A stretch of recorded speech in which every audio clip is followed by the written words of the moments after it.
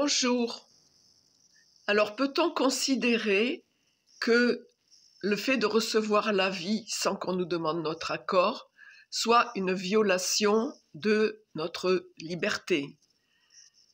Eh bien, premièrement, peut-être que nous avons demandé à venir ici-bas et que nous ne nous en souvenions pas, parce qu'il y a des personnes, par exemple, qui font des expériences de mort imminente et qui, à ce moment-là, ont l'impression, ont le sentiment d'avoir la connaissance totale, la réponse à leurs questions.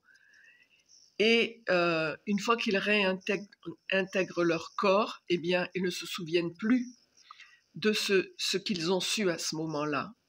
Donc, il est possible que nous ayons voulu venir ici-bas, mais que nous l'ayons oublié. Et quoi qu'il en soit, même si ce n'est pas le cas, nous-mêmes, à un moment donné de notre vie, nous transmettons la vie à nos enfants sans avoir la possibilité de leur demander leur accord. Et le fait de transmettre cette vie ainsi, c'est avaliser a posteriori le fait que nous-mêmes, nous l'ayons reçue de la même manière.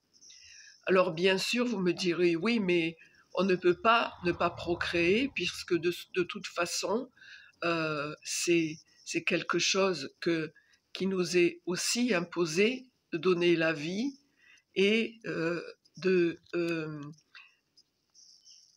l'avortement, la contraception sont interdits par Dieu, par l'Église, donc on ne peut même pas ne pas procréer.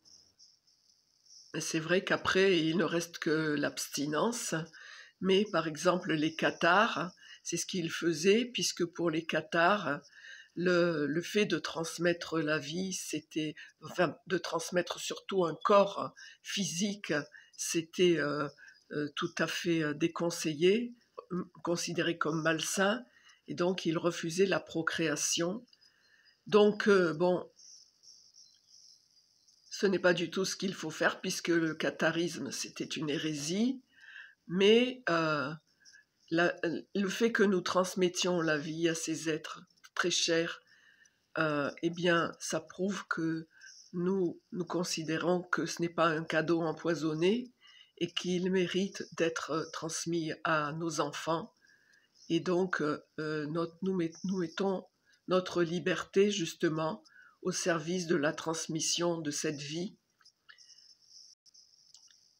qui, même si elle est difficile parfois, mérite amplement le fait d'être vécue. Voilà, c'est ce que je voulais proposer à votre réflexion aujourd'hui, et peut-être avoir aussi votre avis sur le sujet, que vous pouvez me laisser dans les commentaires. Je vous souhaite une bonne journée et que Dieu vous bénisse. À bientôt sur de prochaines vidéos.